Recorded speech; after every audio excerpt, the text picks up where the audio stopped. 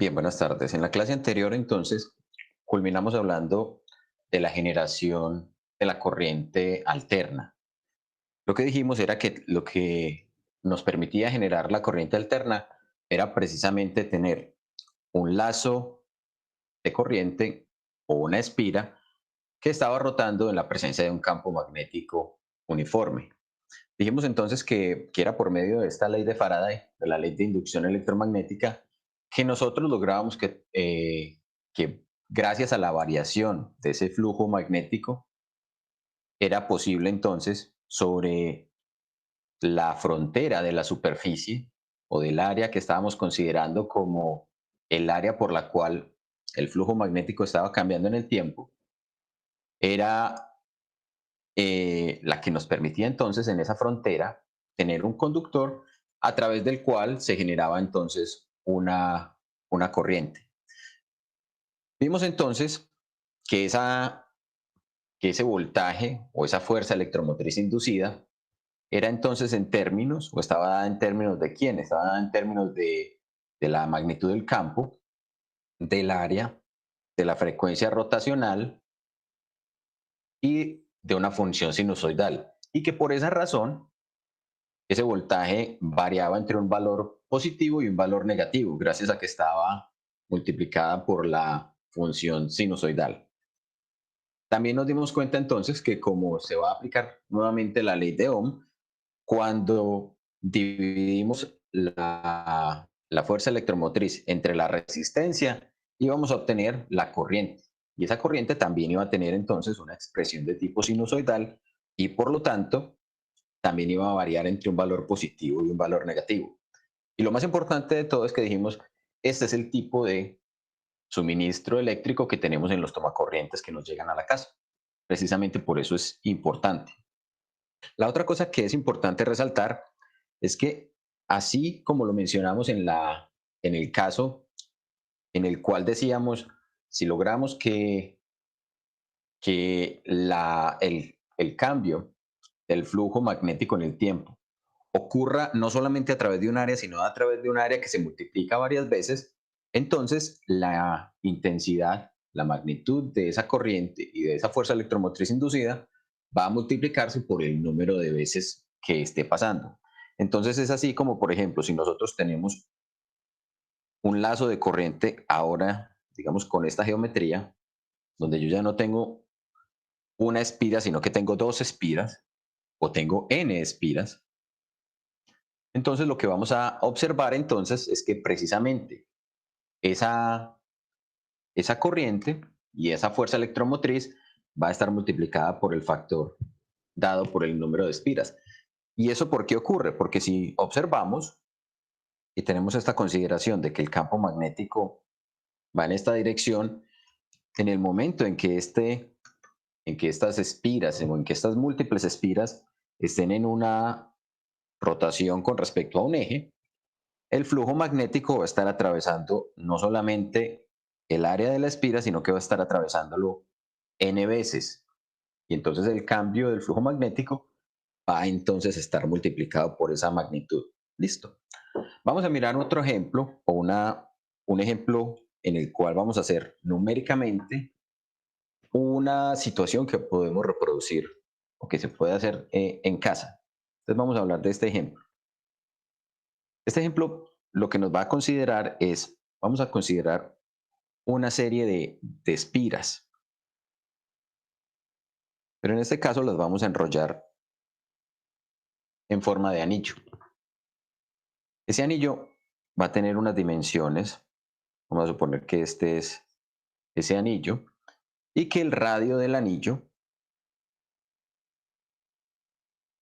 R, va a ser igual a 50 centímetros. Vamos a considerar también que el número de espiras es de 50 vueltas.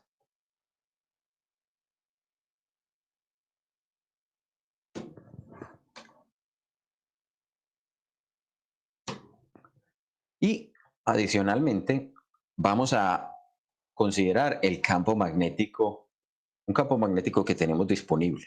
¿Cuál campo magnético tenemos fácilmente disponible? Vamos a considerar que esto es el campo magnético de la Tierra.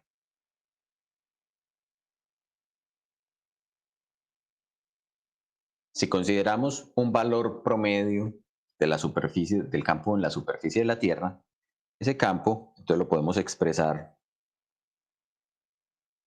como 0,5 Gauss y en términos de de las unidades del sistema internacional, esto será 5 por 10 a la menos 5 teslas. ¿Cuál es la situación? Quiero que se imaginen algo así como si tuviéramos un anillo, por ejemplo, un anillo como los hula hoops, en los cuales ponemos un alambre conductor. Y ese alambre conductor lo ponemos alrededor de ese hula hoop y le damos 50 vueltas. Si tenemos esa situación, miren que es posible empezar a girar ese anillo, si yo lo soporto, digamos, en una estructura que me permita rotarlo, yo lo puedo poner a rotar con respecto a este eje de rotación. Y ese eje de rotación yo lo puedo controlar incluso de manera manual. Entonces, si lo que estoy haciendo con esas 50 espiras que tengo allí enrolladas es ponerlo a rotar con respecto al campo magnético de la Tierra, es incluso posible lograr que se genere una corriente en ese eh, anillo que tengo allí determinado, ¿cierto? ¿Qué es lo que necesitamos entonces conocer? Pues varias cosas. Por ejemplo, si esto lo fuéramos a hacer manualmente, el periodo de rotación,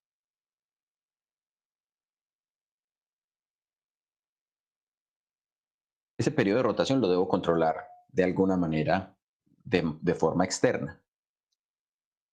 Si eso lo hacemos eh, simplemente con la mano, uno podría lograr generar una rotación con un periodo de aproximadamente un segundo, sin problemas. Sí, digamos que es un sistema que no tiene una masa considerablemente grande como para que lograr esa rotación de un segundo pues sea complicado. Si conocemos ese periodo de rotación, miren que podemos encontrar fácilmente la velocidad angular. Esa velocidad angular, entonces, recuerden que la obteníamos a partir de multiplicar, o más bien de tomar 2pi radianes y dividirla por el periodo de rotación, sobre ese periodo que teníamos allí. Entonces, tenemos allí 2pi radianes y ese periodo de rotación es un segundo. Y esto no nos da 6,283 radianes por segundo. Observen que con las unidades hay que tener cuidado porque hemos dicho que los radianes no son unidades como tal, sino que son pseudounidades. Pero es la cantidad de valor o de rotación angular que ese sistema estaría experimentando. Si nos damos cuenta, entonces miren que habrá algunas posiciones. Esta posición inicial, por ejemplo, si yo lo estoy mirando de frente, en la cual el campo magnético está apuntando en esta orientación. Y entonces bajo esa situación no tengo ningún tipo de flujo magnético. ¿Cuándo se van a dar los cambios? Cuando yo roto esta espira a una posición distinta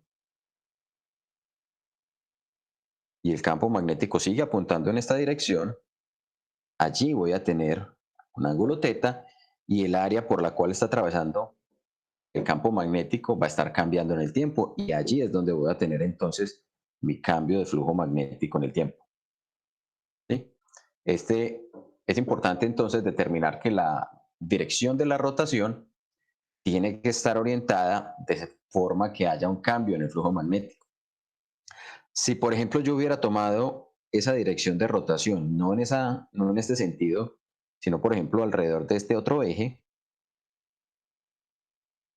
esa otra rotación, miren que en todo momento el campo magnético y el vector de área o el vector de la normal del área van a estar siempre perpendiculares. Recuerden que aquí debo considerar un vector y ese vector es el que me dice cómo va cambiando el área con respecto a la posición en la que tenga el sistema rotando. Entonces, en este caso, por ejemplo, el vector área apuntaba hacia arriba. En este caso, el vector área cambió su dirección y es por eso que tengo precisamente cambios en el flujo magnético. De otra manera, si considerara esta otra situación, esa otra situación no me va a permitir a mí que haya cambios en el ángulo que forman el vector de área con respecto al vector del campo magnético. ¿Hasta allí está claro? ¿O hay alguna inquietud con eso que hemos expresado?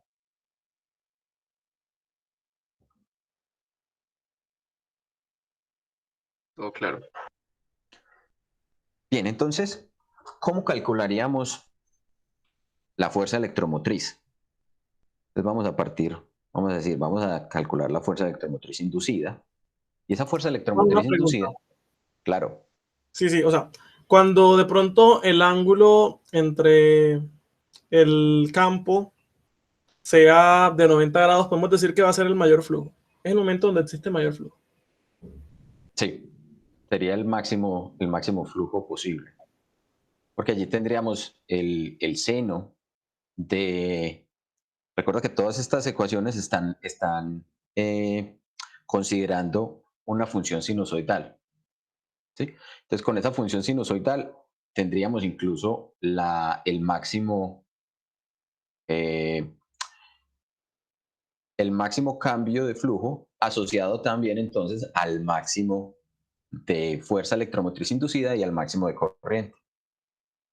Entonces, miren que acá, por ejemplo, esa fuerza electromotriz inducida la podemos determinar. Dijimos que debemos multiplicar por un factor n, que es el número de espiras que vamos a considerar. Y nuestro problema se compone entonces de tomar el área, la magnitud del área que tenemos allí, la magnitud del campo magnético, la frecuencia angular y el seno del producto entre la frecuencia angular y el tiempo. Sabemos entonces que va a cambiar con el tiempo el valor de la fuerza electromotriz inducida, pero también entonces lo podemos determinar a partir de los parámetros. Miren que el área no es otra cosa entonces que pi por el radio al cuadrado. Aquí dijimos que el radio era de 50 centímetros, esto es pi por 0,5 metros al cuadrado. Y ese parámetro entonces me da 0,7, 0,7854 metros cuadrados. Esa es la magnitud del área que tendría esta región. Con el factor n, o con el número de espiras, estamos considerando cuántas veces en esa área está pasando o está cambiando el flujo magnético.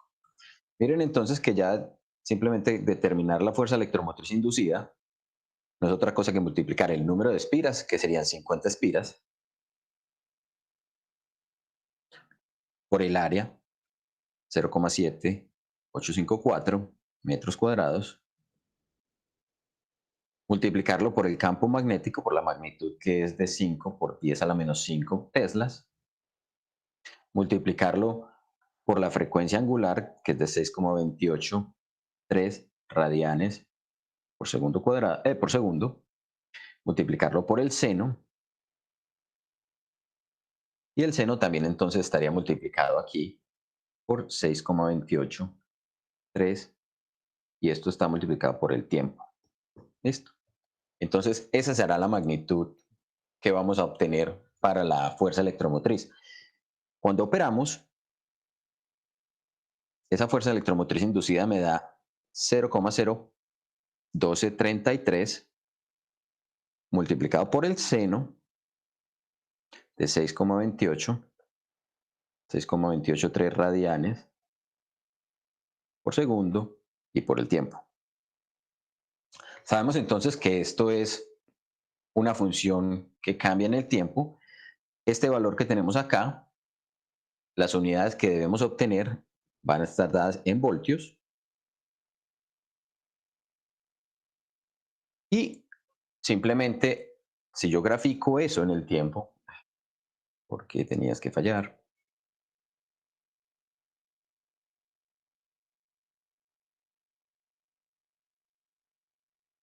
Listo. Si graficamos eso en el tiempo, entonces encontraremos que esa función tiene una forma de la siguiente manera. Y aquí graficamos la fuerza electromotriz inducida en milivoltios. Miren que estos serían 12,3 milivoltios y menos 12,3 milivoltios. Ahí simplemente cambié el factor para que los números no me quedaran tan feos. Y acá vamos a tener entonces que con respecto al tiempo, esto va a estar oscilando de esta manera. ¿Qué debemos considerar? Simplemente que si el periodo de rotación es de un segundo, esto es un segundo.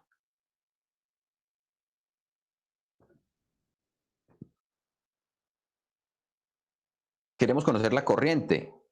Listo. La corriente inducida no es otra cosa que la fuerza electromotriz inducida dividido a la resistencia.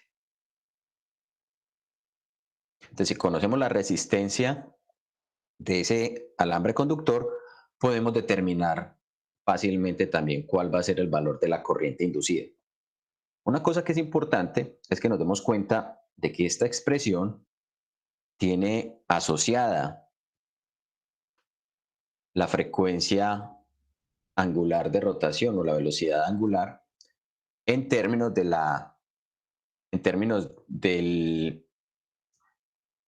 de la fuerza electromotriz. Entonces, por ejemplo, si nosotros tuviéramos la capacidad de duplicar la velocidad, es decir, estamos dando una vuelta por segundo en nuestro sistema, en esas espiras. ¿Qué pasa, por ejemplo, si nosotros aumentamos esa velocidad de rotación y hacemos en un segundo 2 vueltas?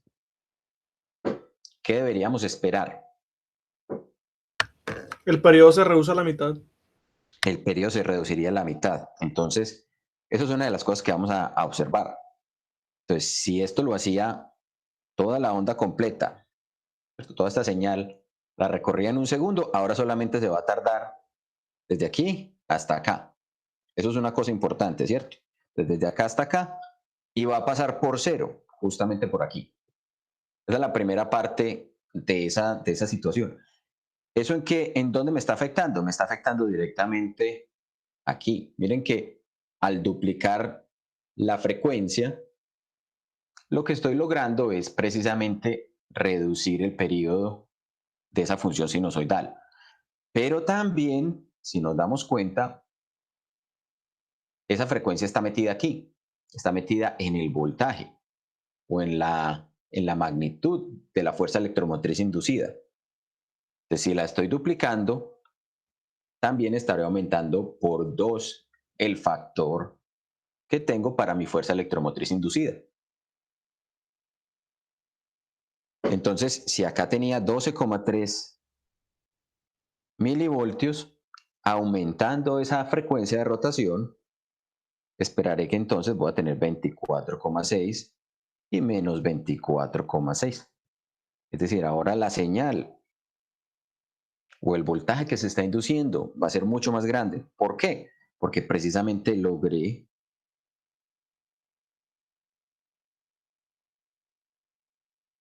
que rotara más rápido.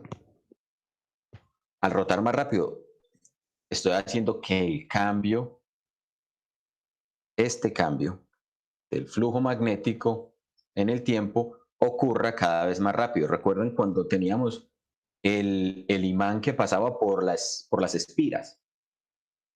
Si lo pasábamos lentamente, no había casi movimiento de la aguja, pero si lo pasábamos muy rápido, la aguja se movía muy rápido, ¿cierto? Es exactamente lo mismo que va a suceder aquí. Estamos haciendo que el flujo magnético cambie rápidamente, entonces aumentamos proporcionalmente la cantidad de, de corriente y la cantidad de fuerza electromotriz que estamos induciendo. Listo. Si nosotros nos ponemos a pensar entonces en cómo en cómo ocurre ese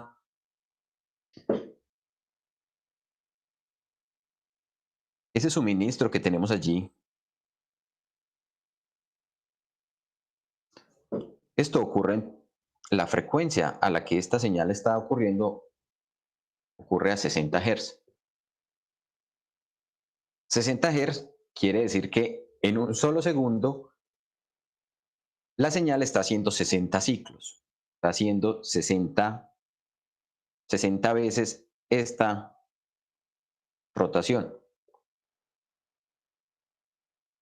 Sin embargo, como les decía, este voltaje que yo voy a tomar aquí, cuando yo pongo un instrumento, si yo acá pongo un voltímetro, ese voltímetro me va a entregar un valor que se llama el voltaje RMS. Quiero presentarles por aquí cuál es la explicación de ese voltaje RMS. Esencialmente, yo lo busco por aquí.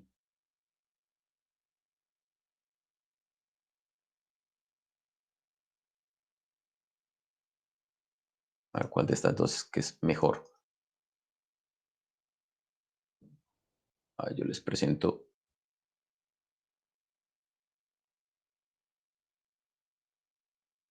esta pestañita. Me dicen por favor cuando la estén viendo allí.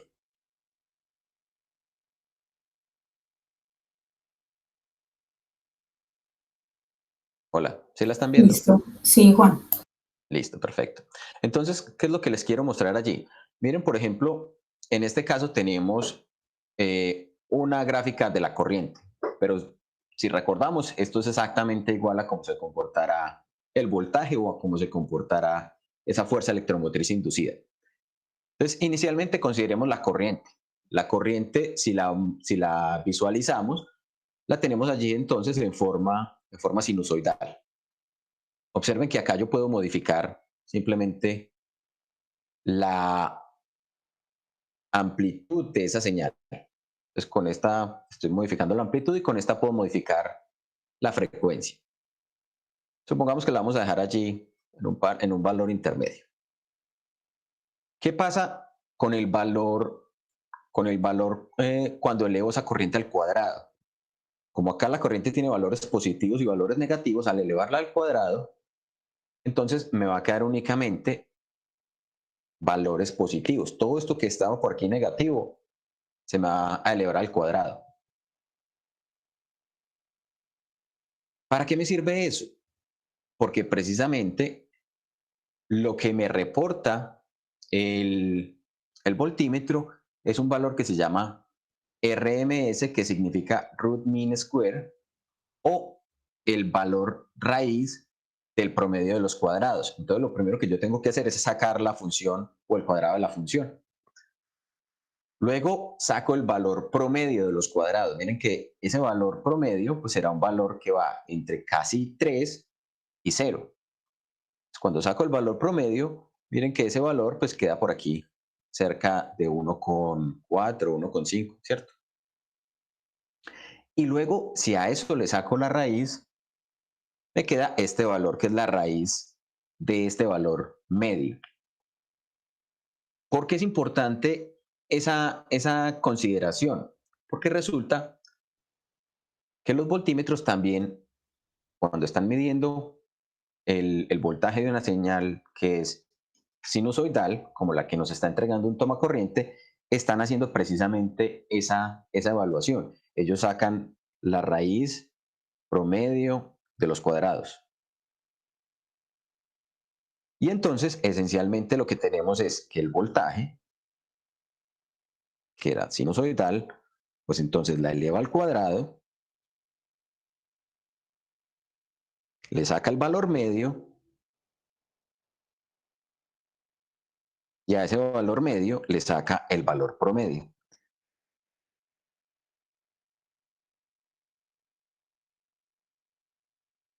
Y eso es lo que nos está entregando el voltímetro. ¿Por qué lo hace de esa manera? Es por la forma en la cual el instrumento está midiendo. El instrumento no está midiendo los cambios del voltaje instantáneos, sino que mide los cambios de voltaje en un periodo de tiempo. Hace como un... Hola.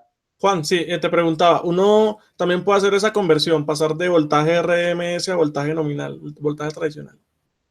De voltaje RMS, sí, ya vamos a mostrar cómo lo podemos hacer esencialmente.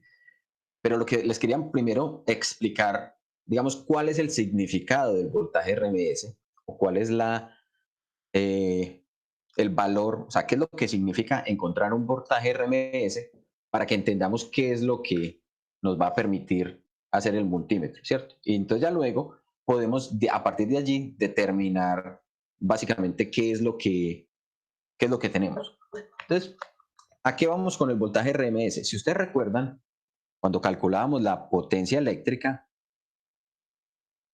pues potencia, habíamos dicho, la potencia no es otra cosa que el producto entre el voltaje y la corriente. Pero esto solo aplica, así tal cual, solo aplica para corrientes DC.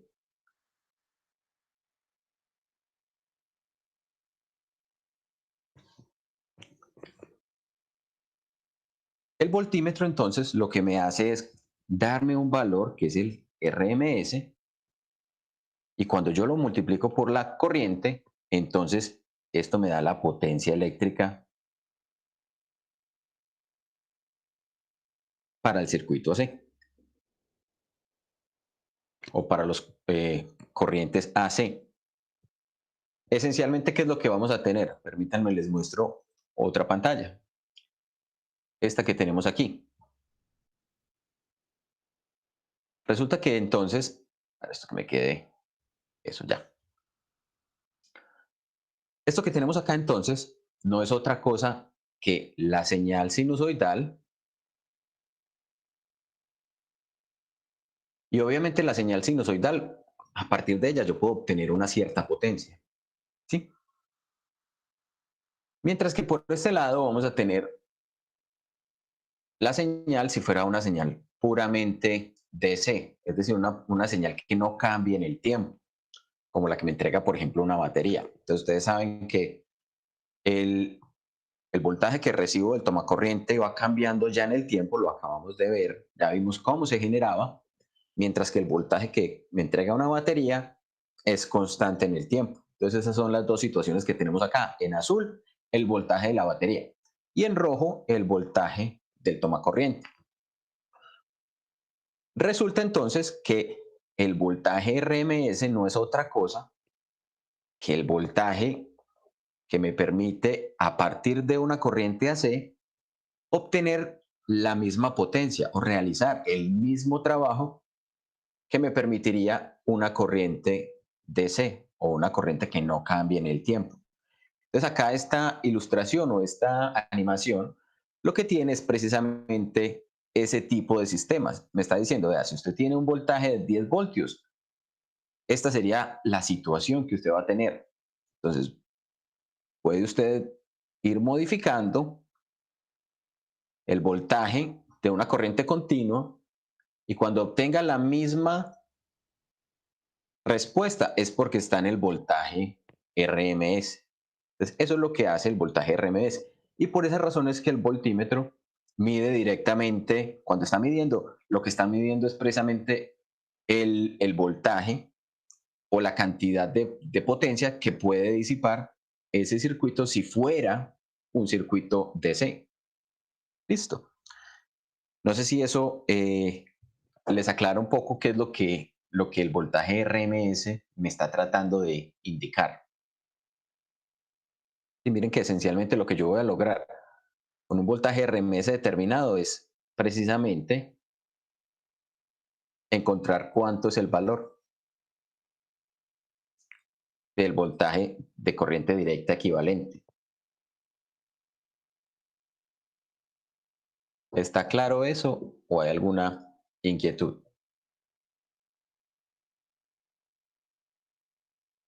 Profe, a mí no me queda claro lo que es el voltaje RMS, pues, o sea, me enredo un poquito con él. Bueno, la idea es esta. Nosotros tenemos esta potencia eléctrica, ¿cierto? Esta era la potencia eléctrica que habíamos encontrado cuando hablamos de circuitos en la parte eléctrica, ¿cierto? Decíamos que era el producto entre el voltaje y la corriente. pero en aquel momento teníamos voltajes que no estaban cambiando en el tiempo. ¿Sí? Entonces, la potencia eléctrica que estábamos encontrando, recuerda que era la cantidad de trabajo que podíamos generar con una cierta corriente, estaba dada por dos valores que no estaban cambiando en el tiempo. Pero para el caso de la situación de un circuito de corriente alterna, tanto la corriente como el voltaje van cambiando en el tiempo. Entonces, mira, ¿cuál sería el problema? Supongamos un circuito AC, y ese circuito AC tiene esta señal, y este es el voltaje. Ese es el voltaje AC. Y esto es el tiempo. Mira que acá en este punto, en este punto, en este punto, el voltaje instantáneo es 0 voltios. ¿Sí o no? Sí, bueno. Entonces, ¿cuál es el problema? El problema es que si yo digo cuánto es la potencia eléctrica,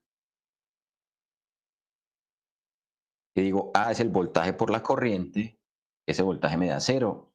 Entonces, la corriente me daría 0 vatios. Instantáneamente, sí, la potencia eléctrica sería 0 vatios.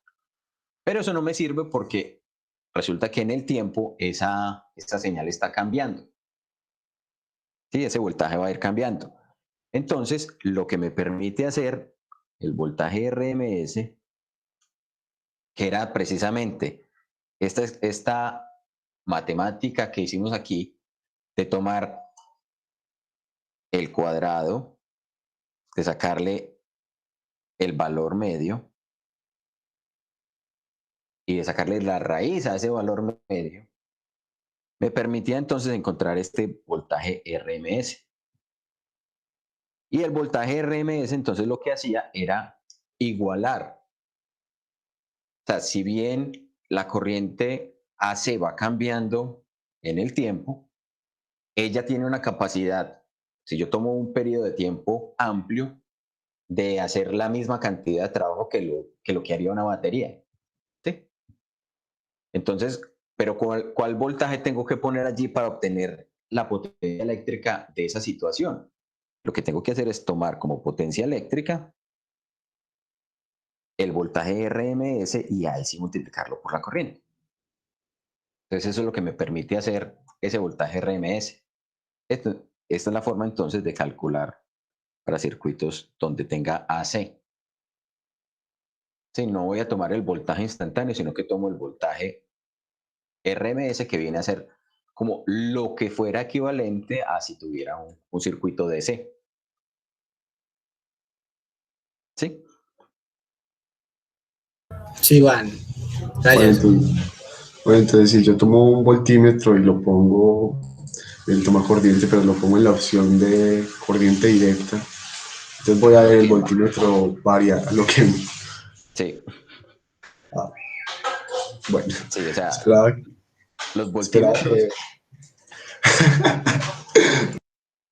sí, porque el voltímetro de corriente, cuando lo pongo en la selección de corriente directa y lo pongo allí en el tomacorriente, él está esperando que no cambie la corriente en el tiempo, que ese voltaje que está allí midiendo sea continuo. No están diseñados, pues la mayoría, para ser automáticos. Algunos multímetros mucho más avanzados, digamos los de alta gama, simplemente tienen una posición de voltaje, de diferencia potencial, y ellos inmediatamente detectan si la señal está cambiando en el tiempo o si es una señal continua y hacen y se ajustan automáticamente, pero no es la mayoría de los voltímetros, ¿cierto? Los voltímetros convencionales, usted debe seleccionar si es AC o si es DC. Listo. Listo. Juan, ¿Sigues una pregunta. entonces? Sí, claro. Entonces, el valor medio, el mean value, sería como la mitad de, estaría en la mitad y ya después se le saca la raíz. ¿O cómo sería? Ya vamos precisamente a eso iba, a cómo relacionar, por ejemplo, esos valores que uno va a obtener. Porque si miramos entonces, esto es la fuerza electromotriz inducida. Entonces, ahí. Esto es el tiempo y esta es la señal que se me está generando. Digamos que yo genere entonces esta señal que tiene esta forma, donde esto sería, a esto lo vamos a llamar el voltaje pico, ¿cierto? ¿Cuál es el voltaje pico? Desde aquí hasta acá. Entonces, ¿el voltaje pico a qué sería igual? Sería igual precisamente a este valor máximo que yo obtenía por acá, la fuerza electromotriz inducida máxima. A este otro valor que va entre este extremo y este extremo se le conoce como el voltaje pico-pico. Esa terminología de voltaje pico y voltaje pico-pico es como lo emplean en áreas como la ingeniería eléctrica, como la ingeniería electrónica, como la ingeniería de control. ¿Sí? ¿Cuál es la conversión? Pues obviamente el voltaje pico es el voltaje pico-pico dividido 2. Eso no tiene problema, ¿cierto? ¿Y cómo relaciono o cómo encuentro el voltaje RMS? El voltaje RMS es el voltaje pico-pico sobre 2 raíz de 2. Entonces, con dividir, o es lo mismo que tener el voltaje pico sobre raíz de 2. Exactamente igual. Cualquiera de estas expresiones me van a permitir a mí determinar el RMS o devolverme, conocer el voltaje pico o el pico-pico a partir de conocer el voltaje RMS. Entonces, por ejemplo, si el voltímetro me dice que el voltaje RMS es 110 voltios, yo puedo encontrar fácilmente cuánto es el voltaje pico-pico que me está entregando que me está llegando a la casa, ¿cierto? ¿Cómo lo haría? Simplemente multiplico esos 110 voltios por 2 raíz de 2. Y eso me daría, a ver que no lo he hecho por acá, 110 por 2 y por raíz de 2.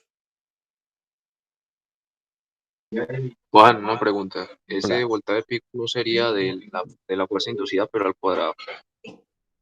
¿Cómo? Pues ese voltaje pico no sería de la fuerza electromotriz inducida, pero al cuadrado. Que dijiste que había que primero elevarlo al cuadrado.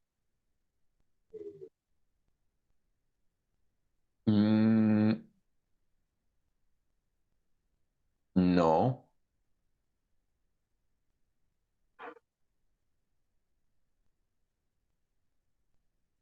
No, realmente no, no sería con la... O sea, esa es la expresión. De pronto me estás, o estás entendiendo que es por esto que estábamos mencionando aquí, porque Sí. faltaba sacarle el valor medio y a ese valor medio sacarle la raíz. ¿Sí? Sí, por eso, pero ese valor medio sería de la función elevada al cuadrado. No, pero tú lo estás hallando pues ya desde la función original, la fuerza electromotriz original. Sí, tengo que revisar esa parte porque no sé. Sí, pero no. O sea, de esta expresión estoy seguro, absolutamente seguro de que esta es la expresión correcta para la determinación del voltaje, de los voltajes pico y pico-pico. ¿Sí? Pero déjame reviso que de pronto lo que no está coherente o consistente es esa animación que les mostré para entender qué era lo que o cómo se determinaba el RMS. ¿Sí? El cuento es que precisamente, o sea, si uno tomara el voltaje, o sea, si quiere determinar el voltaje pico-pico de la señal que le llega a uno, los 110 voltios AC que le llegan a uno, multiplica por 2 raíz de 2 y eso le da 311,12 voltios. ¿Cómo podría visualizar uno eso? Si ya no utilizamos un multímetro, sino que utilizamos un instrumento como un osciloscopio. En el osciloscopio,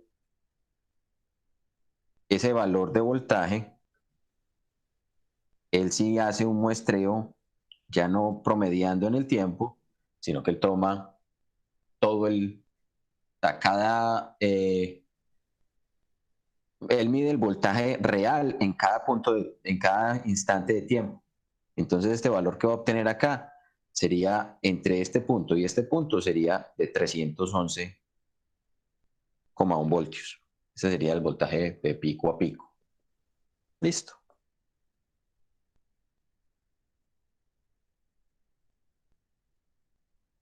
Bien, miremos otra situación que podemos tener entonces para generar energía, digamos, modificando el flujo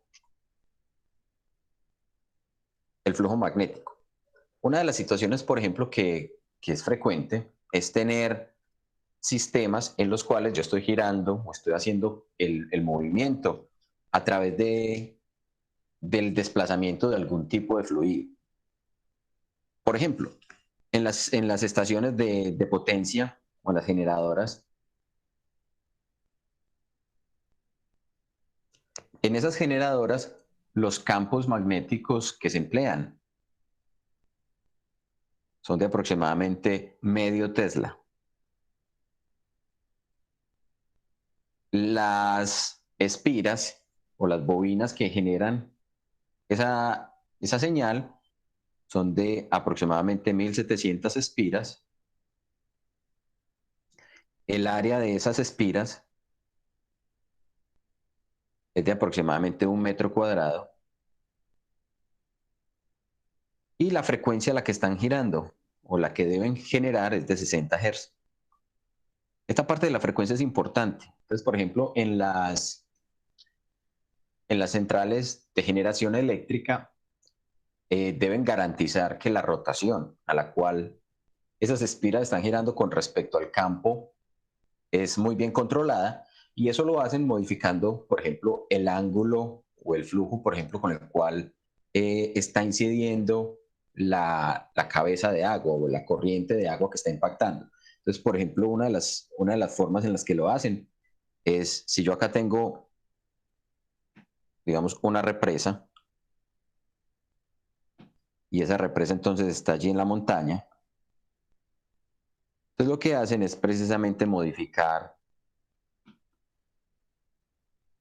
a través del túnel por el cual cae el agua, modifican el tamaño o la abertura de la boquilla.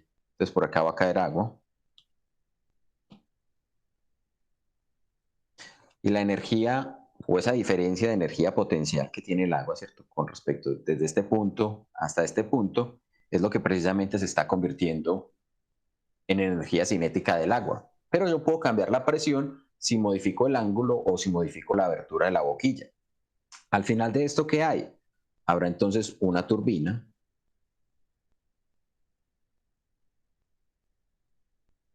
y esa turbina entonces va a estar rotando.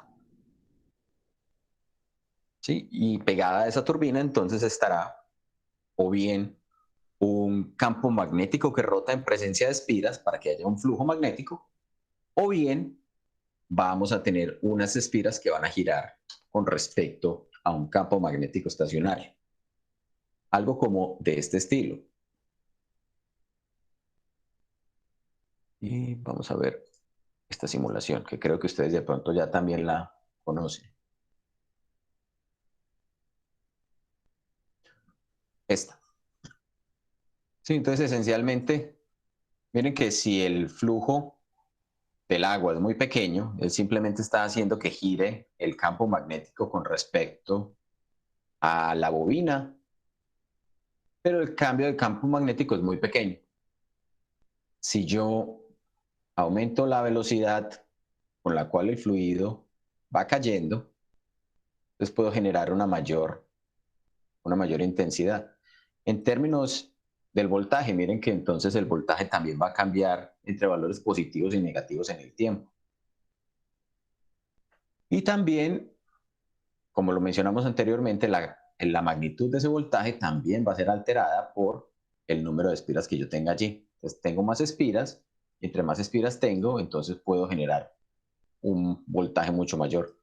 También junto con el campo magnético de mayor o menor intensidad, me va a producir una señal de voltaje de mayor o menor intensidad. Aquí, por ejemplo, podemos ver el campo y vemos cómo va cambiando en el tiempo. Y podemos también modificar el área de la espira, o sea, el área a través de la cual está cambiando ese campo magnético. Entonces acá tenemos, con ese sistema de generación, tenemos todos los elementos que están involucrados entonces en esa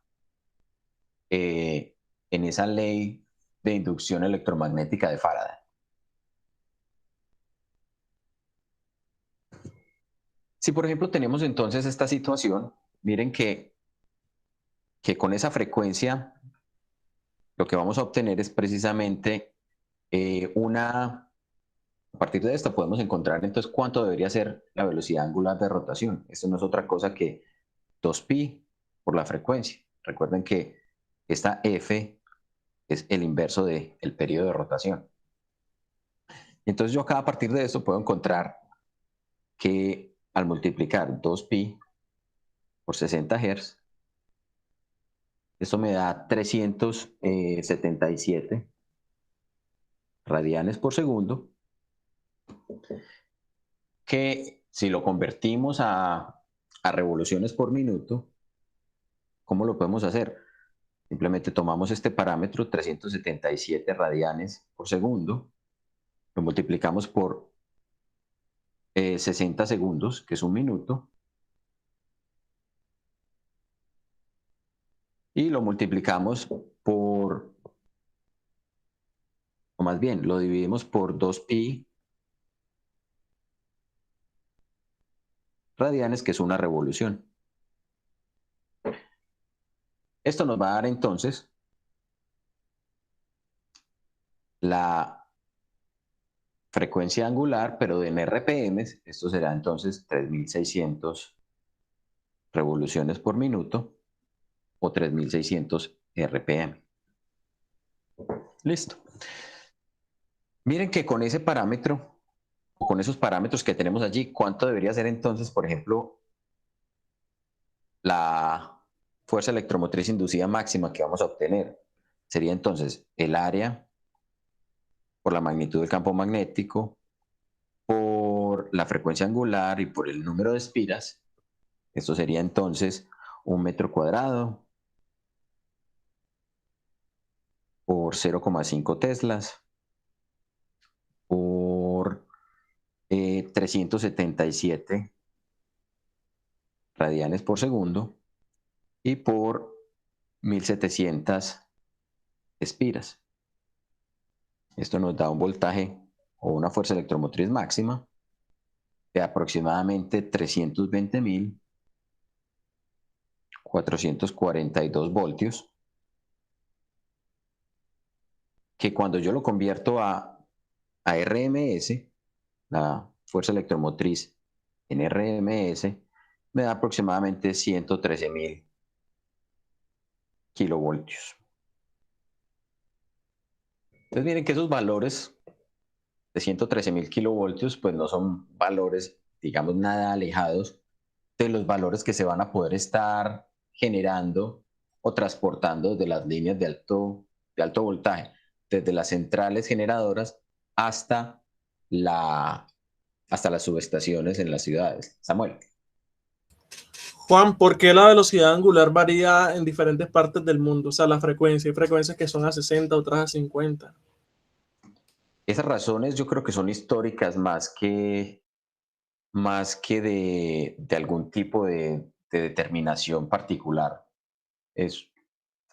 Creo que fue porque en Estados Unidos, que fue donde desarrollaron esa frecuencia a 60 Hz, simplemente trabajaban ¿cierto? A esa velocidad de rotación, mientras que en Europa y en Asia trabajaban a 50 Hz.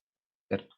Posiblemente interconexiones o por estar Europa conectado con Asia era mucho más sencillo manejar el mismo estándar, mientras que en Estados Unidos, pues en América se utilizó todo en 60 Hz.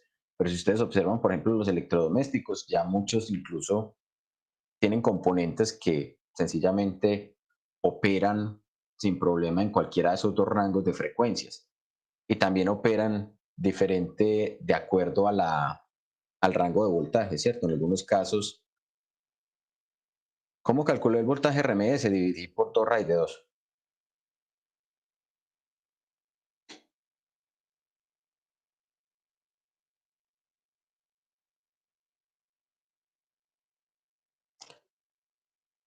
Bueno, de hecho este es el voltaje, este es el máximo, este sería dividiendo por simplemente raíz de 2. ¿Sí? Ese es 320.000 dividido raíz de 2. Bien. Esta situación que tenemos acá, por ejemplo, de considerar una hidroeléctrica, estamos teniendo entonces una diferencia potencial. Y con esa diferencia potencial lo que lográbamos era entonces convertir esa energía almacenada como energía potencial del agua en energía rotacional o energía mecánica, y era precisamente ese movimiento mecánico el que me estaba haciendo la generación o la variación del flujo magnético para poder generar la corriente o el voltaje AC. Hay otras maneras que involucrarían, por ejemplo, considerar algún otro tipo de combustibles fósiles, ¿cierto? Esos combustibles fósiles como gas o como carbón. Y lo que se hace con ellos es calentar agua. Estamos calentando agua y convirtiéndolo en vapor. Y lo que se hace es esa energía térmica que tiene el vapor, me va a mover una turbina de vapor. Y esa turbina de vapor va a estar pegada del generador eléctrico. También se puede hacer por medio de energía nuclear. Efectivamente, el caso de la energía nuclear no es otra cosa que también calentar agua, convertirla en vapor y utilizar esa energía térmica del vapor para mover una turbina. El viento. En el caso del viento, estamos tomando simplemente el movimiento del viento en esas turbinas de viento y generando también la rotación de un generador. Allí es un poco más complicado garantizar la velocidad adecuada, y entonces para ello las turbinas de viento utilizan sistemas mecánicos que le permiten orientar el cabezal de la turbina, ¿cierto? Si estamos viendo una turbina de estas que tienen unas aspas que son así grandísimas, ese sistema puede entonces girar, por ejemplo, el cabezal de la turbina para orientarlo en la dirección en la que el viento tenga la velocidad adecuada. Tiene además la posibilidad de cada una de estas turbinas, o de estas aspas más bien, rotarlas sobre su propio eje, o sea, sobre este eje, para que ellas puedan captar más o menos cantidad del viento o de la energía mecánica del viento. Y adicionalmente en la parte interna van a tener unos sistemas mecánicos que permiten o bien la reducción o la multiplicación de la velocidad para que el generador que está ubicado acá en esta parte superior pues pueda girar a la velocidad adecuada y pueda generar la corriente a la frecuencia que se requiere. Esa sería otra de las formas. También hay sistemas que capturan el movimiento de las mareas. Por ejemplo, cuando el agua en la marea sube y vuelve y baja, pues hay unas turbinas submarinas que hacen esa conversión. Otras formas de generar energía eléctrica involucran, por ejemplo, el movimiento animal. Entonces les quería mostrar aquí este sistemita, permítanme, los presento. Este sistema que tenemos acá. Esto que tenemos acá no es otra cosa que una lamparita de emergencia. Y pegado a la lamparita de emergencia se tiene una manivela. Y a través del movimiento de la manivela se carga o se genera corriente eléctrica. Y entonces cuando yo genero el movimiento, puedo generar la energía eléctrica para prender la bombilla. ¿Sí? ¿Qué es lo que se tiene allí? Se tienen unos sistemas de engranaje que multiplican la velocidad de la manivela. Y pegado a ese sistema de engranajes estará pegado un imán que está rotando en presencia de un campo o que está rotando en presencia de una espira.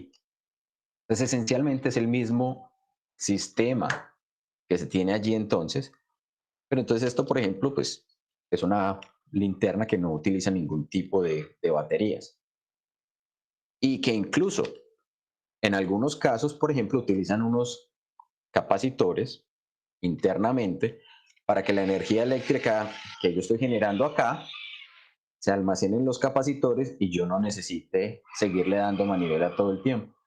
¿Sí? Entonces, después de darle manivela un rato, se cargan esos capacitores y las bombillitas, en este caso unas bombillas LED de bajo consumo, se encargan entonces de tomar la energía eléctrica que está almacenada en los capacitores y funcionar a partir de ella.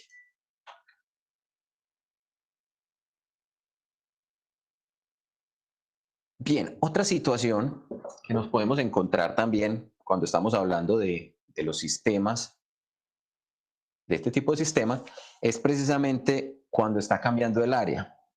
¿Cómo podemos cambiar el área? Miren que habíamos dicho que precisamente el flujo magnético lo habíamos expresado como esa integral de B punto de A.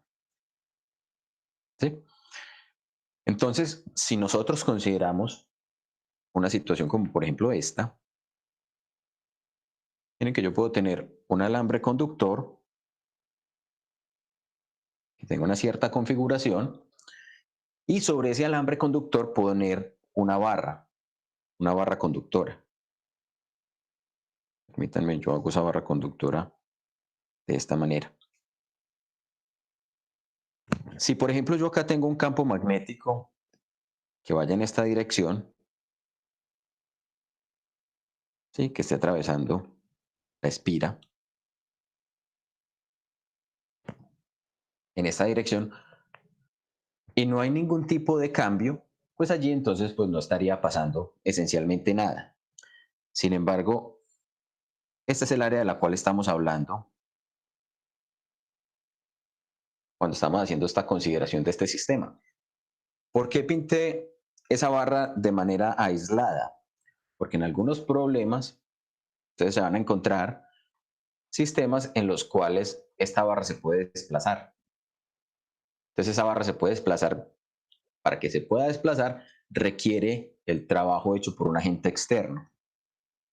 ¿Qué va a hacer el agente externo? El agente externo, por ejemplo, les puede estar imprimiendo una fuerza que haga que esto se desplace a una cierta velocidad. En otros casos, ustedes van a encontrar ese mismo problema, pero donde este alambre va a estar simplemente inclinado y la barra va a estar simplemente cayendo por efecto de la gravedad, va a estar rodando. Entonces, ese es otro de los problemas que uno puede encontrar, digamos, de forma típica en los libros de texto. ¿Qué es lo que ocurre, por ejemplo, con esta situación cuando la barra se está desplazando? Si yo considero eso, miren que acá yo tengo un diferencial de área o mi vector área está apuntando en una dirección y el flujo magnético, a medida que yo voy desplazando esta barra, va a estar cambiando. Si la barra está estacionaria, recuerden que no hay cambio en el flujo magnético. Pero si la barra se mueve, pues allí sí tengo cambio.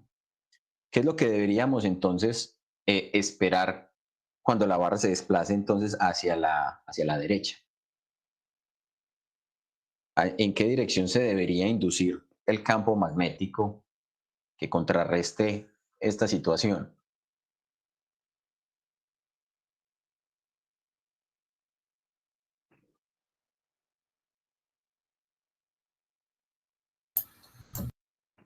¿Sí?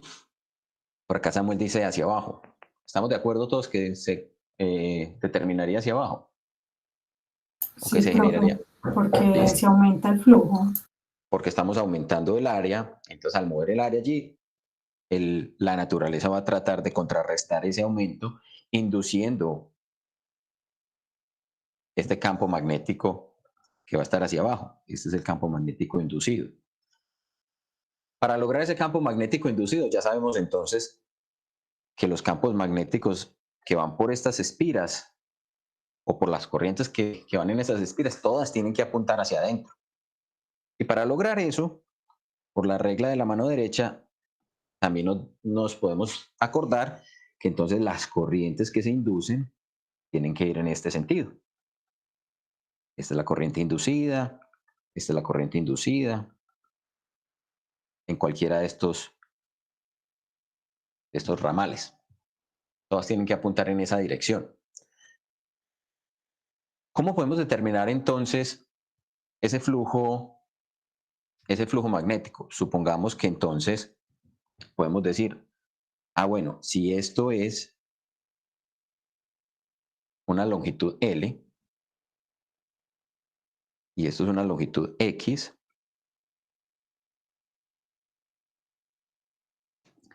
Entonces, el flujo magnético no es otra cosa que L por X por la magnitud de B. Ese sería el flujo magnético. Sin embargo, el cambio en el flujo magnético, que es quien me va a interesar, sería entonces L por la variación de X con respecto a T por la magnitud de B. ¿Por qué lo hacemos en términos del cambio en X con respecto a T? Porque miren que este cambio en X no es otra cosa que esa velocidad que le estoy imprimiendo. Entonces, esto me queda en términos de ¿quién? De la magnitud de B, de la longitud L y de la velocidad, o de la magnitud de la velocidad que tengo allí. Y esto tiene que ser igual ¿a quién? A la magnitud de la fuerza electromotriz inducida. Ahí simplemente le puse magnitud. Sabemos que la magnitud es el negativo, o que el valor que voy a obtener es el negativo del cambio del flujo. Aquí hay una cosa mucho más interesante que simplemente darnos cuenta que esto ocurre, y es lo siguiente: aislemos únicamente la barrita, esa barrita que tenía la capacidad de moverse. Les dijimos, es que la estoy moviendo en esta dirección, entonces porque una fuerza o un agente externo está aplicando una fuerza hacia allá. Cuando se generó esa fuerza, miren que yo tenía hacia arriba el campo magnético externo. Y en esta dirección se me generó la corriente inducida. Pero si recordamos, teníamos la fuerza de Lorentz. Y la fuerza de Lorentz me decía lo siguiente: es que si usted tiene una corriente que va por un cierto hilo, va a tener una fuerza que va a estar dada por esta expresión de IL cruz B.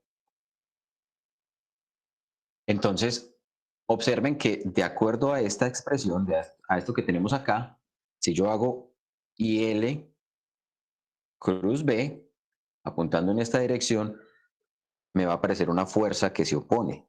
Esa fuerza que se opone es una fuerza que va hacia allá. Esta es la fuerza que se va a oponer. Entonces, a pesar de que yo soy capaz de moverla, de mover esa barra, no lo voy a hacer tan fácil. La naturaleza no me la pone tan fácil. Me pone una fuerza que se opone. Pero entonces vamos a hacerle trampa a la naturaleza. Resulta que si la naturaleza quiere que la barra se vaya en esta dirección, entonces voy a apuntar en esa dirección. Voy a hacer mi fuerza externa hacia allá para que la naturaleza me ayude. Pues entonces, miren que si yo cambio la dirección de la fuerza externa, digamos que ahora quiero que la fuerza externa vaya hacia allá, y simplemente vamos a poner los colores para indicar las fuerzas. Acá, fuerza externa hacia allá. Entonces, ¿qué está pasando? Estoy reduciendo el área. Y al reducir el área, estoy reduciendo el flujo magnético a través de esa área. Y al reducir el flujo magnético, entonces la naturaleza dice, no, entonces ya no voy a inducir el campo para abajo, sino que lo voy a inducir para arriba. Y al inducir el campo hacia arriba, entonces la corriente inducida ya va a cambiar de dirección. La corriente inducida cambió. Y el campo magnético, el campo magnético no había cambiado. Este era el campo magnético que teníamos externo.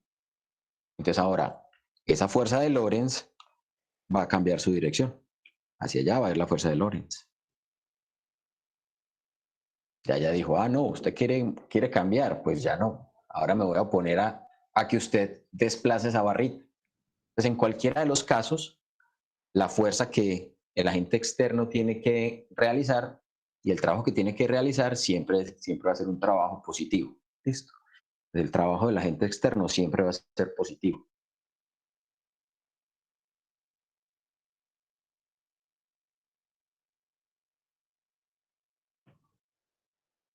porque siempre vamos a tener, o sea, siempre vamos a tener la fuerza externa en la misma dirección del desplazamiento. ¿Está claro?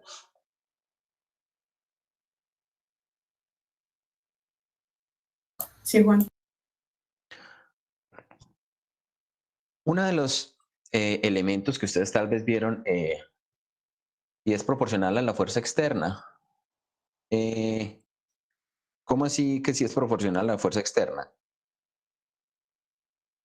Ah, sí, sería proporcional a la fuerza externa, exactamente, porque esa fuerza, sí, porque mira que entre mayor sea la fuerza externa, considerando que la masa del objeto o de la barra no está cambiando, entonces eso le haría o modificaría esta velocidad. Recuerda entonces que esta velocidad sería cómo cambia la posición en el tiempo.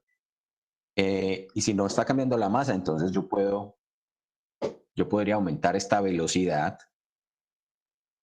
digamos de una forma, entre mayor fuerza le haga, podría mover más rápido este, pero entonces mayor sería la corriente que se induce y mayor sería la magnitud de la fuerza de Lorentz. O sea, si es correcto esa analogía o esa asociación que estás haciendo ahí, Antonio.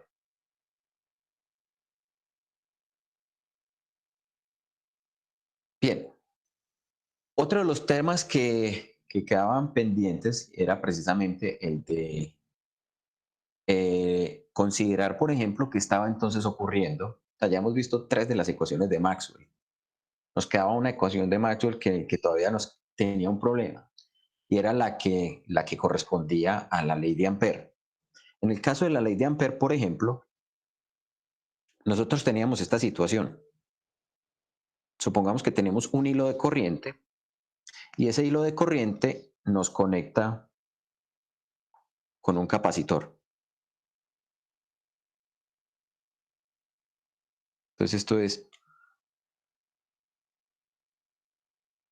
ley de Ampère.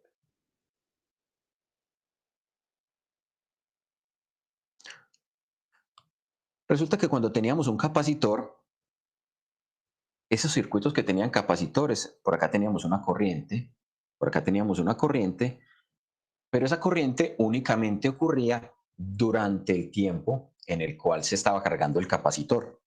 Y entonces lo que lográbamos era que acá en esta parte interna se me formaran o se me llenaran esto de cargas positivas y en esta región se me llenaran de la misma cantidad de cargas negativas. En últimas, lo que estábamos logrando allí, cuando estábamos cargando ese capacitor, era que acá se me estableciera un campo eléctrico. Acá se me establecía un campo eléctrico. Si nosotros consideramos, digamos, este elemento o este sistema, podemos decir, bueno, vamos a asumir que esto es simplemente un capacitor de placas paralelas, pero ahora vamos a cambiarle la geometría. Digamos que es un capacitor de placas simplemente paralelas, pero circulares. A esto que estamos viendo allí es esto mismo. Entonces, estas son cada una de las placas y vamos a considerar por aquí, geométricamente, esto es el radio del capacitor. Habíamos dicho entonces que la magnitud de ese campo eléctrico, en el caso de los campos o de las placas paralelas, ese campo eléctrico no era otra cosa que la densidad de carga, que habíamos llamado la densidad de carga libre,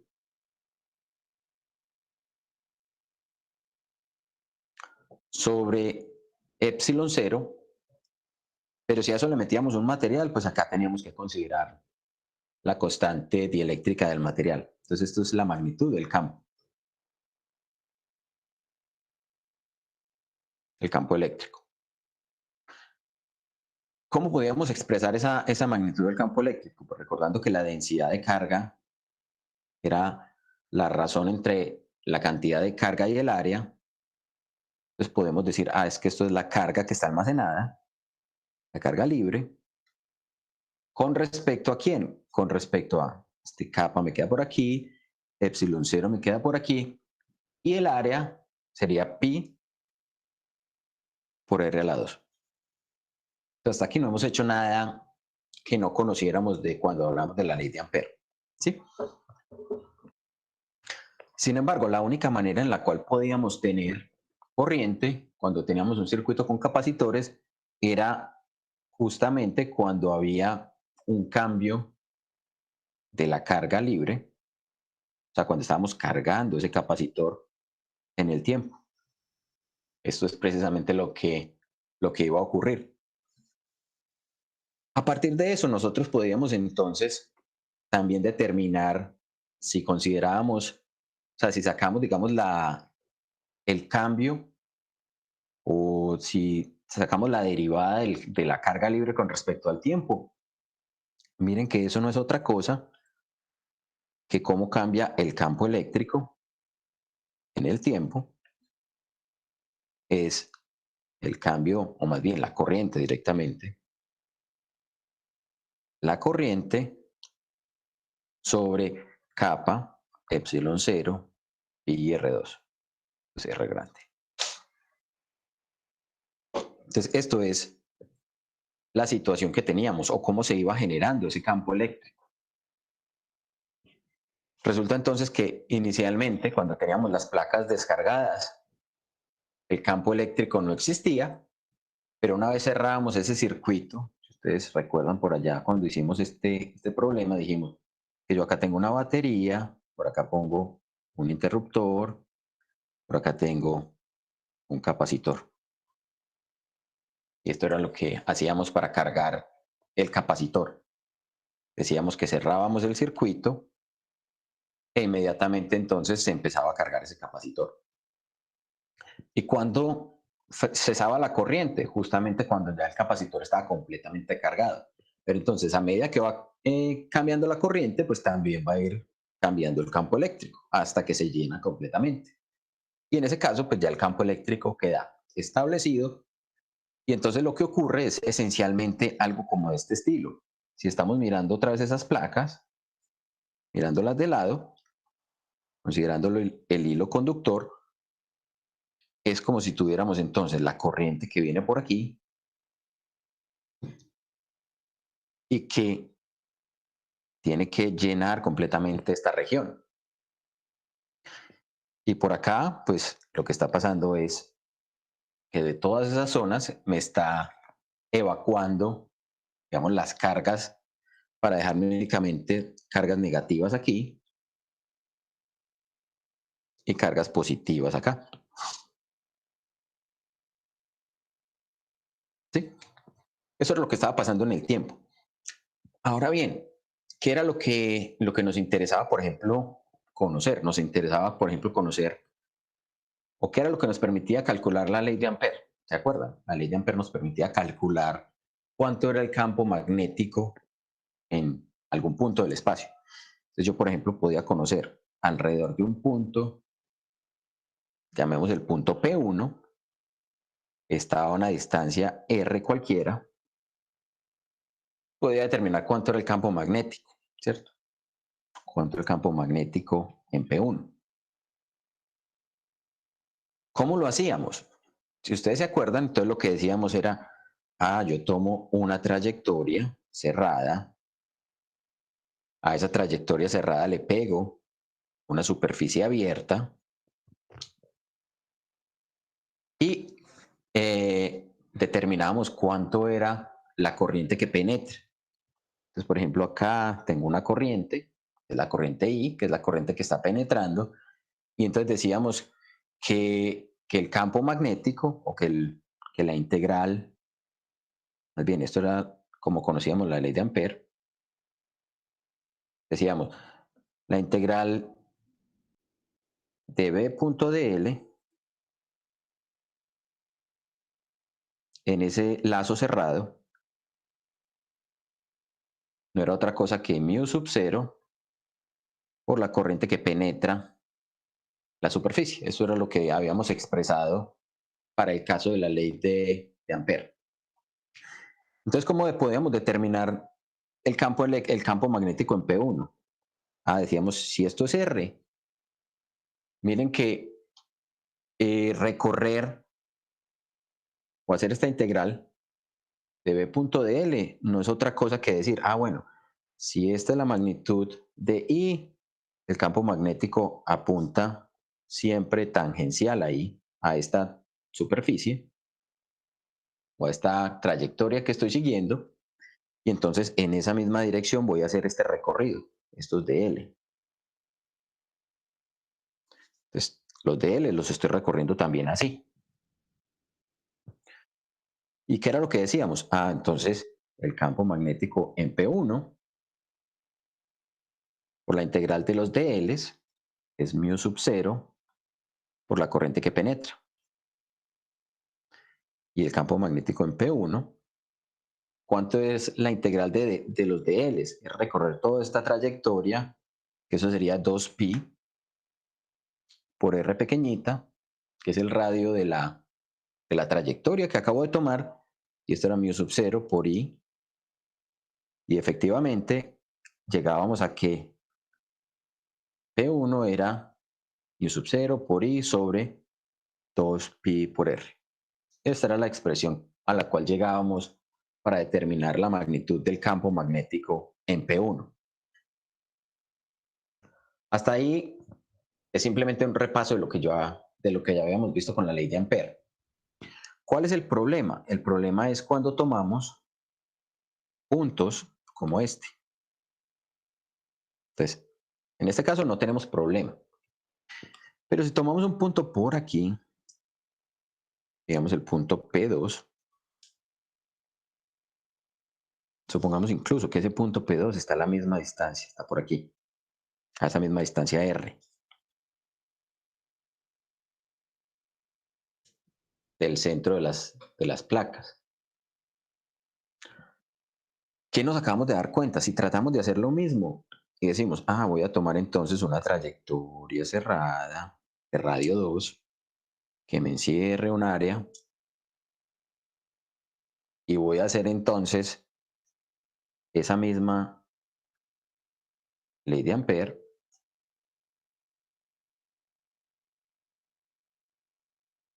¿qué es lo que ocurre para el punto 2? Para el punto 2, ¿cuánta corriente está penetrando por esa región?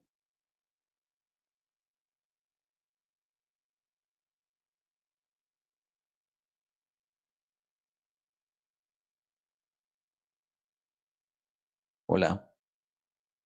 Dará 0 porque no penetra corriente, exactamente. ¿Sí? Entonces, como no está penetrando corriente, entonces es como si estuviéramos llegando a que el campo magnético allí es 0. Y entonces, cuando Maxwell estaba haciendo el compendio de las ecuaciones del electromagnetismo, se dio cuenta que la ley de Ampère tenía un problema, tenía ese problema. Y es como si dijera que el campo magnético en esa región no existiera. Y realmente el campo magnético no puede ser distinto de 0. Entonces esto fue digamos, una falencia más bien, una falencia en la ley de Ampère. Entonces, ¿qué tuvo que hacer Maxwell? Maxwell lo que hizo fue encontrar o tomar un valor distinto. Entonces, ¿qué fue lo que dijo Maxwell? Pues bueno, entonces, ¿qué tal si, por ejemplo, yo tengo estas dos placas, yo quiero conocer el campo magnético por acá en P1, pero ahora voy a tomar la misma trayectoria, ¿cierto? Esta misma trayectoria de radio R, solo que ahora no le voy a pegar una superficie que sea plana, sino una superficie diferente. Vamos a tomar esta superficie. Es una superficie abierta que tiene como esa forma de bolsa. Y entonces cuando eso ocurre, miren a lo que llegó Maxwell. Se dio cuenta que precisamente si esta superficie estuviera pasando por allí, otra vez, aquí la corriente también. El campo magnético que sería igual entonces a la corriente que penetra, a mu sub 0 por la corriente que penetra, y aquí sería sobre 2πr, porque esta es la trayectoria que él está siguiendo para recorrer esa frontera. Esa corriente que penetra también le da 0, y entonces acá le da 0, ¿cierto? Entonces acá hay una cosa rara.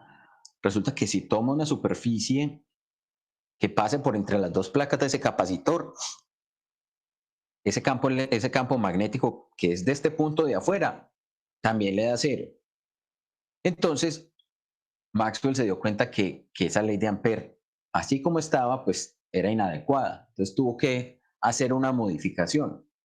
Esa modificación, precisamente, él consideró que en términos, o sea, ya conocía la ley de Faraday, ya sabía que la ley de Faraday decía que cuando había cambios en el campo magnético en el tiempo,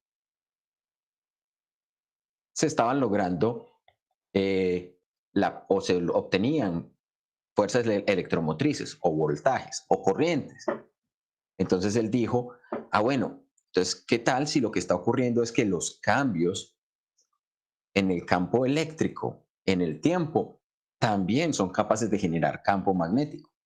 Y entonces, precisamente lo que hizo fue pensar en que acá tenía, o sea, para poder solucionar ese problema, tenía que involucrar precisamente cambios de flujo del campo eléctrico. Recuerden que el campo eléctrico, el flujo eléctrico era el producto entre E y de A. Eso es el flujo eléctrico. Entonces la manera como él la expresó fue precisamente diciendo, es que esta era la primera parte de la ley de Ampère en un lazo cerrado. Y entonces él dijo, bueno, entonces acá lo que tengo que tener en cuenta es mu sub 0 por la corriente que penetra, pero a esto le voy a sumar unos términos, un término que me incluya cómo cambia en el tiempo el flujo eléctrico. ¿El flujo eléctrico a partir de dónde o por dónde? El flujo eléctrico del área que está encerrada o que es, que es frontera de este lazo cerrado. Pero entonces, para tener los valores numéricos adecuados, para que esta corriente que tenemos acá y este mu sub 0 que tenemos acá sea dimensionalmente consistente, entonces tengo que multiplicar allí por mu sub 0, por epsilon 0 y por kappa. Entonces, esta expresión adicional que tenemos acá, él la llamó la corriente de desplazamiento. Vamos a ponerle aquí.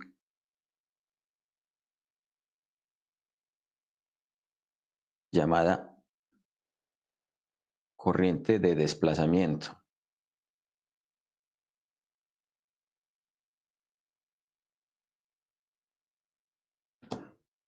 Entonces, a este último término, miren que si acá tenía una corriente, pues entonces digo, pues lo otro que se va a sumar también tiene que ser una corriente. Entonces, esto es la corriente real.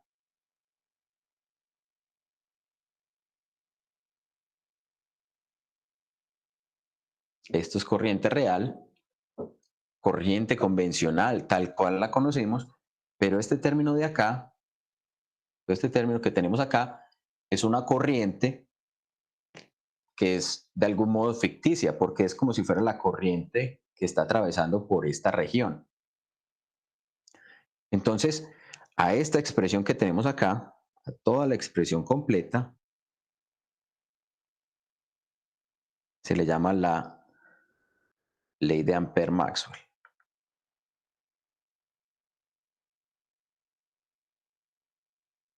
Y esta sí es una de la última ecuación de Maxwell.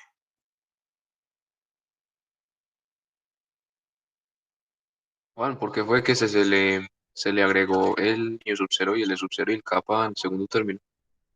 Para que esto pudiera ser dimensionalmente consistente, porque es que acá vas a tener unidades de campo eléctrico por unidades de área, mientras que acá tenés es una unidad de corriente.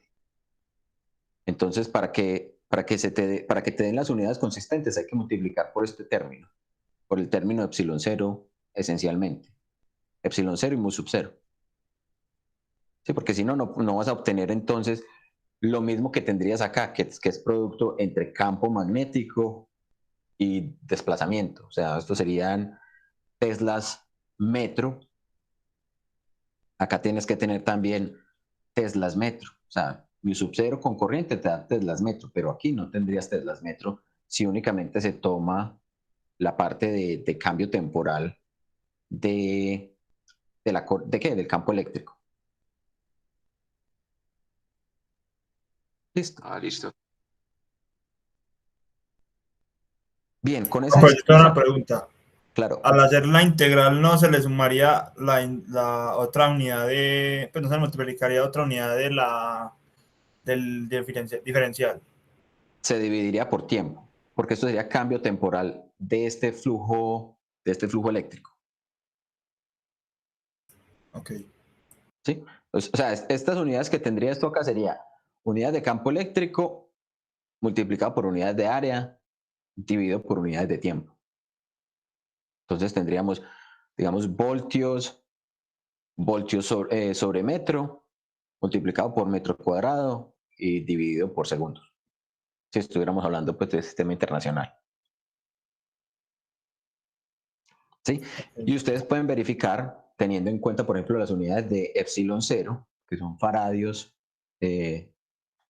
por metro, y con las unidades de mu sub 0, que son henrios por metro, y se darán cuenta que vamos a llegar a una situación donde precisamente las unidades a las que tendríamos que llegar son teslas multiplicados por metro, que tienen que ser las unidades de esta integral de línea que tenemos acá al lado izquierdo. Bien.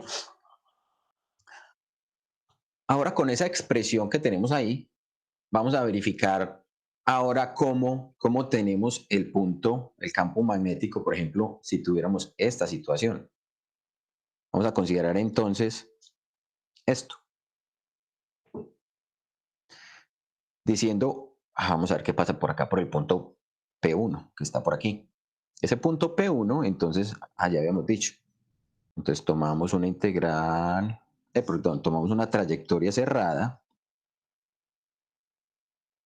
Si a esa trayectoria cerrada le pegamos esa superficie que venga por aquí, que va por entre por entre la bolsa, por entre las placas del capacitor.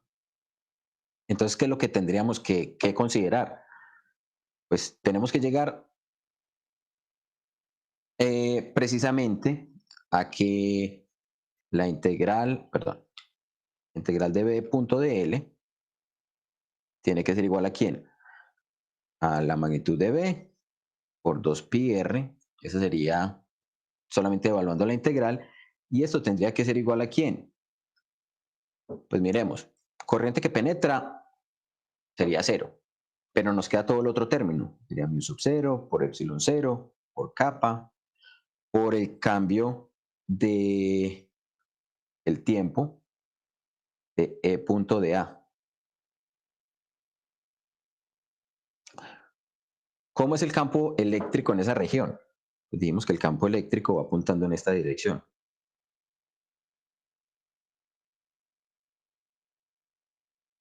Este campo eléctrico.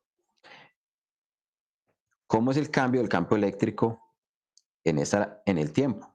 El cambio del campo eléctrico en el tiempo, entonces sería, por acá lo teníamos, ¿dónde está? Y sobre kappa epsilon 0 pi r2. Y sobre kappa epsilon 0 pi r grande al cuadrado.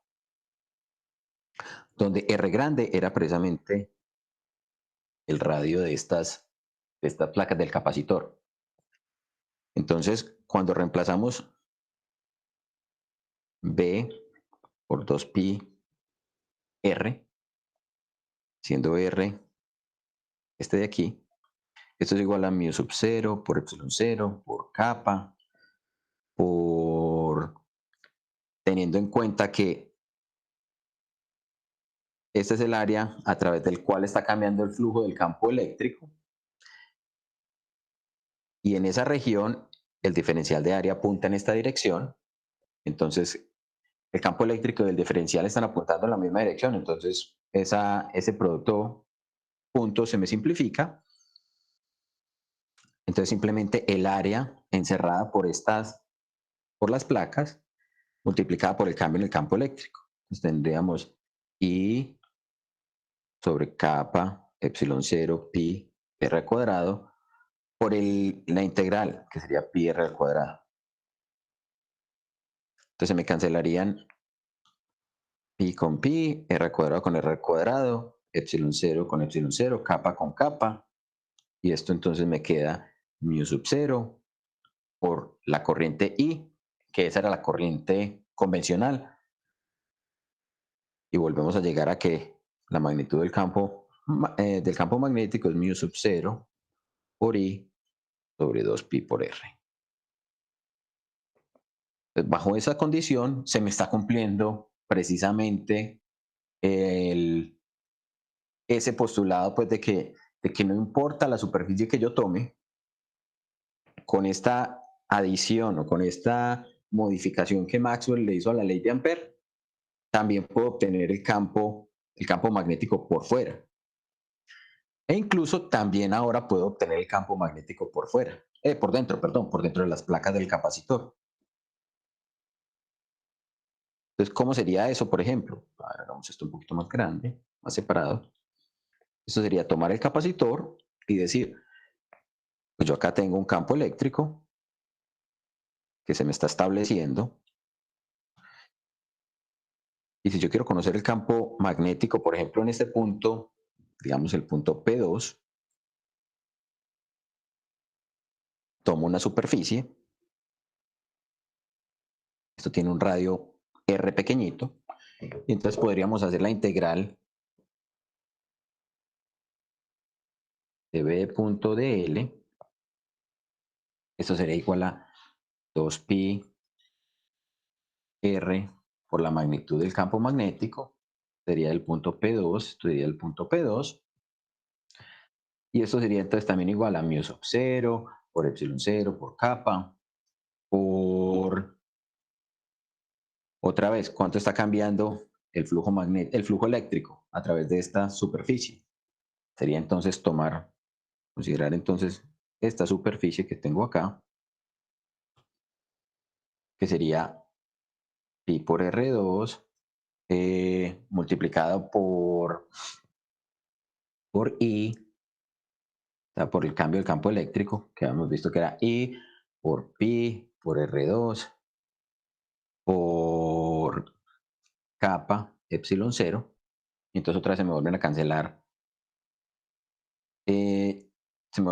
Estos términos, ¿cierto? Se me cancelarían kappa con kappa, epsilon 0 con epsilon 0, pi con pi.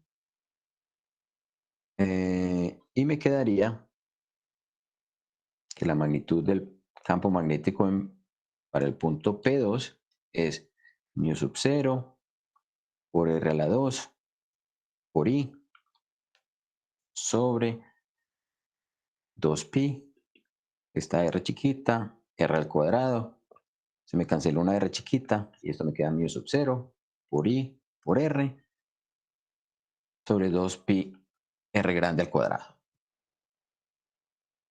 ¿Cuál es la característica? Miren que acá teníamos una región donde dependiendo de donde tomáramos el punto, pues iba a variar el flujo magnético iba a variar el flujo eléctrico, ya que estamos tomando un área más grande o más pequeña. Y en esta situación, entonces, si uno graficara, o se puede dar cuenta más bien, que esa expresión a la que acabamos de llegar es proporcional a R chiquita, o sea, al radio del área que estamos tomando. Entonces, si uno toma, por ejemplo, la magnitud de B dentro del capacitor va a obtener que hasta que alcance el valor R, que es el tamaño de las placas, es lineal. O sea, ese campo magnético cambia linealmente. Y después de que llega a las placas, cuando R es mayor que R, entonces ya el cambio del campo magnético, del campo eléctrico, perdón, decae como 1 sobre R al cuadrado. Como 1 sobre R, perdón. Sería de este tipo. Entonces esta es dentro del capacitor.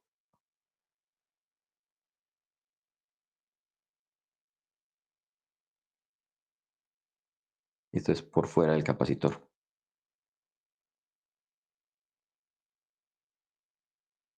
Y esto es la posición R. Y esto es justamente R, que es el radio de las placas.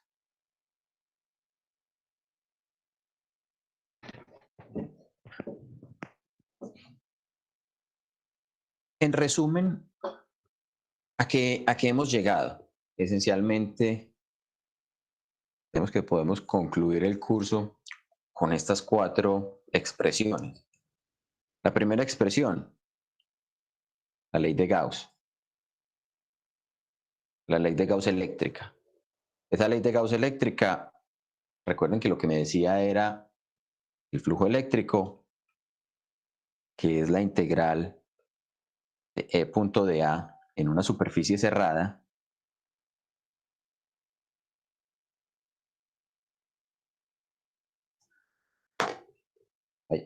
es igual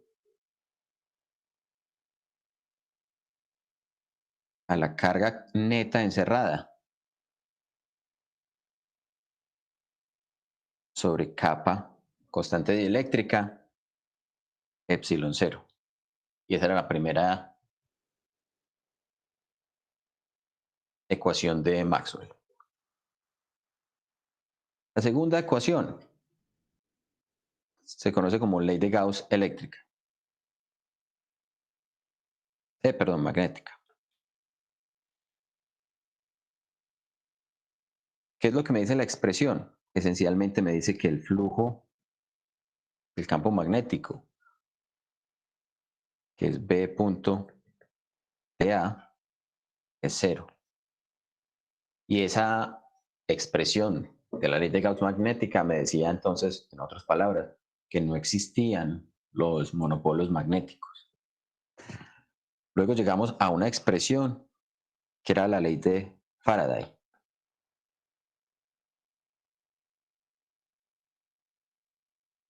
Y en la ley de Faraday decíamos, el cambio temporal del flujo magnético, que era lo mismo que decir el cambio temporal de B punto de A, es igual a menos la fuerza electromotriz inducida, o es igual a menos la integral de una trayectoria cerrada de E punto de L. Esto es una trayectoria cerrada y esto de acá es una superficie abierta. Y no olviden que esta superficie abierta es precisamente la que tiene como frontera esa trayectoria cerrada.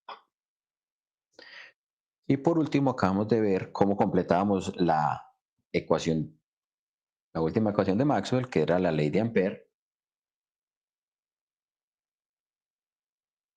que con esa adenda que le puso Maxwell, entonces se llamó la ley de Ampère-Maxwell, y entonces nos decía, o esta nos acabó de demostrar, que también entonces esa producto de B punto de L en una trayectoria cerrada no era otra cosa que mu sub 0 por la corriente que penetra más mu sub 0 por epsilon 0 por capa por el cambio temporal del flujo eléctrico. Y esto era una superficie abierta.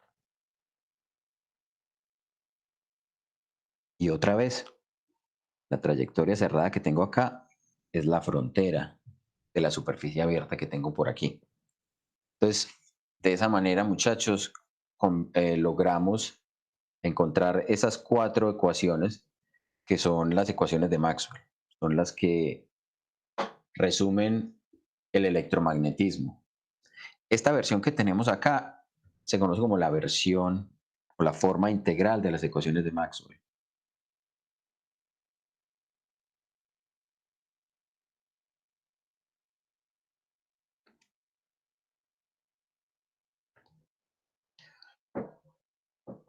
Existe una versión diferente que nos permite expresar estas mismas leyes o estas mismas ecuaciones en términos de lo que conoce como la forma diferencial. Para hacer eso hay unas igualdades o unos principios de las funciones vectoriales que nos permitirán convertir las ecuaciones de la forma integral a la forma diferencial. Pero hasta acá llegaría el tema del curso, ¿sí? No sé si tienen alguna inquietud. Para quienes quieran de pronto profundizar un poco más, pueden ingresar al canal de YouTube y en la parte del curso del semestre anterior, después de que terminamos el curso hasta este punto, hasta este mismo punto, yo di unas clases adicionales en donde arrancábamos, por ejemplo, con esto, con convertir las ecuaciones de Maxwell de la forma integral a la forma diferencial. Y a partir de allí hicimos una construcción con unos fenómenos, digamos, del electromagnetismo que no alcanzamos a ver en el curso, como los circuitos RL, los circuitos RLC, el, el funcionamiento del corazón y cómo funcionaba, por ejemplo, un electrocardiograma, eh, cómo funcionaban los radios, cómo se generaban las ondas electromagnéticas a partir de circuitos. Todo eso lo vimos en esas clases adicionales. Si de pronto están interesados, pues pueden observar esas clases que están allí disponibles. ¿Tienen alguna otra duda, inquietud, pregunta, comentario, sugerencia?